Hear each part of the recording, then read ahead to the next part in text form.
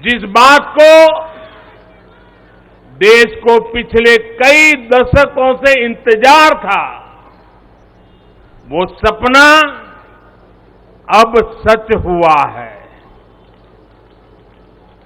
ये पूरे देश के लिए बहुत ही खास समय है। ये भाजपा के हर एक कार्यकर्ता के लिए भी बेहद खास दिन है। आज हर नारी का आत्मविश्वास, हर नारी का आत्मविश्वास आसमान छू रहा है। पूरे देश की माताएं, बहनें और बेटियां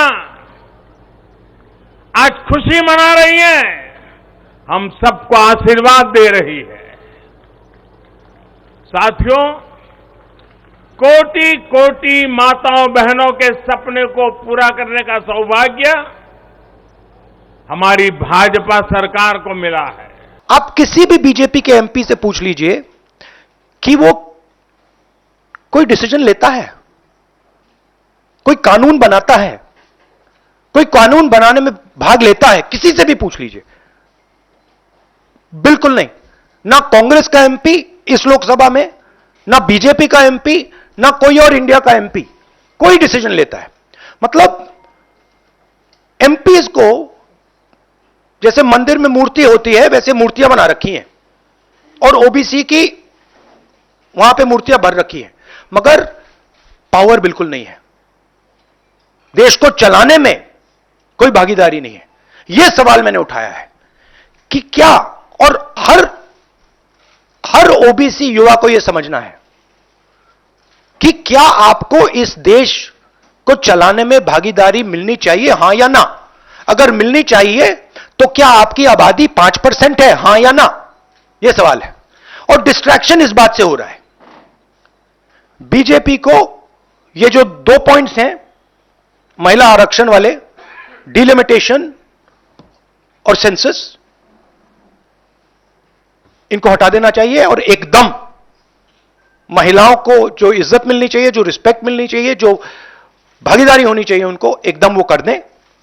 और कास्ट सेंसस का जो हमने डेटा निकाला था उसको पब्लिक कर दें, तो सारे हिंदुस्तान के ओबीसी युवाओं को पता लग जाए वो हैं कितने, और नया सेंसस कास्ट बेसिस पे करें। महिलाओं का जीवन स्तर सुधारने के लिए,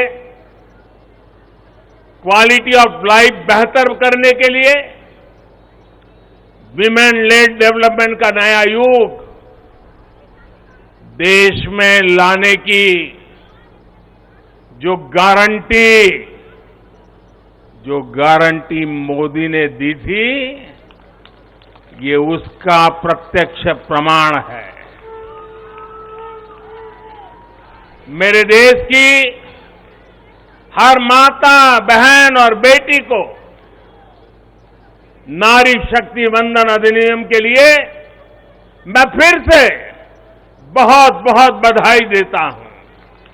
With a lot of fanfare and pomp, we moved from the old building to the new building. The Prime Minister, in a very dramatic gesture, carried the Constitution of India from the old building to the new building.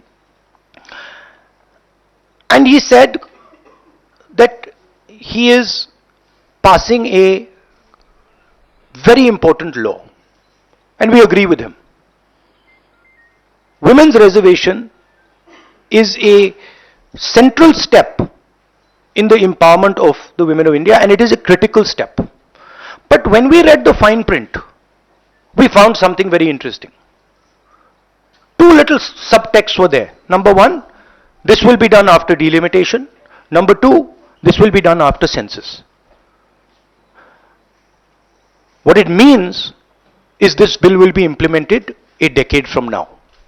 It is not going to be implemented today, and every woman in India should understand this. It is not going to be implemented today, it's going to be implemented, if it is implemented, 10 years from now. पूर्ण बहुमत वाली स्थिर सरकार होती है तो देश कैसे बड़े फैसले लेता है, कैसे पड़ावों को पार करता है। जब देश में पूर्ण बहुमत वाली सरकार आई तो इतना बड़ा काम हो पाया। हमने महिला हित में हर स्तर पर फैसले लिए, किसी के राजनीतिक स्वार्थ को महिला आरक्षण के सामने दीवार नहीं बनने दिया। जबकि इससे पहले जब भी ये बिल संसद में आए, लीपापोती हुई, सिर्फ नाम दर्ज कराएगी ये, निष्ठापूर्वक कभी प्रयास नहीं हुआ और बवाल हुई, हंगामा, नारी का अपमान करने का भी प्रयास किया गया। The problem is the implementation. So what they have said is, we are placing a bill on the floor of the House, but we will implement it 10 years from now. What does that mean? That's like the Prime Minister saying, we are going to place a bill on OBC caste census in the floor of the House, and we are going to do it in 30 years. What does it mean? Means nothing. So, we agree with the bill. Remove these two clauses and make it happen today. And don't insult the intelligence of India's women. Because India's women understand what you're doing. सबने vote तो दिया, लेकिन कुछ लोगों को इस पे तकलीफ थी कि नारी शक्ति वंदना शब्द क्यों लाए हो। क्या इस देश की नारी को वंदन करना चाहिए कि नहीं करना चाहिए? क्या माताओं बहनों को प्रणाम करना चाहिए कि नहीं करना चाहिए? क्या माताओं बहनों का गौरव सम्मान बनाना चाहिए कि नहीं बनाना चाहिए? क्या हम पुरुषों को इतना अहंकार आ जाए, हमारी राजनीतिक विचारधारा को इतना अहंकार आ जाए कि हम नारी शक्ति की वंदना शब्द का प्रयोग करें तो भी किसी के पेट में चूहे दौड़ने लग जाएं? महिला आरक्षण तो बड़ी अच्छी चीज है, उसके बाद ये दो क्लॉजेज, इसमें दो फुटनोट्स हमें मिले।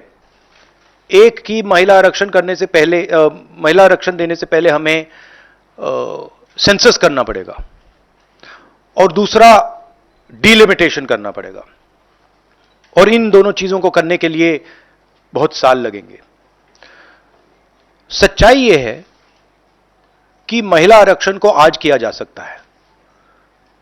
33% आज जो सीट्स हैं लोकसभा में, विधानसभा में, वो महिलाओं को दी जा सकती है। कोई कॉम्प्लिकेटेड मामला नहीं है, मगर सरकार वो नहीं करना चाहती है।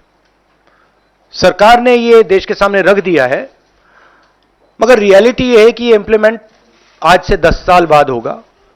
ये भी नहीं मालूम कि होगा या नहीं होगा। तो एक प्रकार से ये डिस्ट्रैक्शन टैक्टिक है, डाइवर्जन टैक्टिक है। डाइवर्जन किस चीज से हो रहा है? डाइवर्जन ओबीसी सेंसस से हो रहा है। मैंने पार्लियामेंट में सिर्फ एक इंस्टीट्यूशन के बारे में बात की, वो जो हिंदुस्तान की सरकार का सेंटर है, कोर है, जो हिंदुस्तान की सरकार को चलाता है, कैबिनेट सेक्रेटरी एंड सेक्रेटरीज। और उसमें मैंने एक छोटा सा सवाल पूछा। प्रधानमंत्री कहते हैं कि वो ओबीसी के लिए बहुत काम कर रहे हैं। अगर प्रधानमंत्री इतना काम कर रहे हैं तो 90 लोगों में से सिर्फ 3 लोग ओबीसी कम्युनिटी से क्यों हैं? पहला सवाल। दूसरा सवाल, मैंने यही एनालिसिस बजट को देख के की कि भैया पूरा हिंदुस्तान का बजट क्या है और ये जो ओबीसी ऑफिसर्स हैं ये इस बजट में से कितना कंट्रोल कर रहे हैं और क्या कंट्रोल कर रहे हैं। आदिवासी क्या कंट्रोल कर रहे हैं, दलित क्या कंट्रोल कर रहे हैं। ओबीसी हिंदुस्तान के 5% बजट को कंट्रोल कर रहा है, ओबीसी ऑफिसर्स। तो मुझे बात समझ नहीं आ रही है। प्रधानमंत्री हर रोज ओबीसी की बात करते हैं, ओबीसी प्राइड की बात करते हैं, मगर ओबीसी के लिए किया क्या?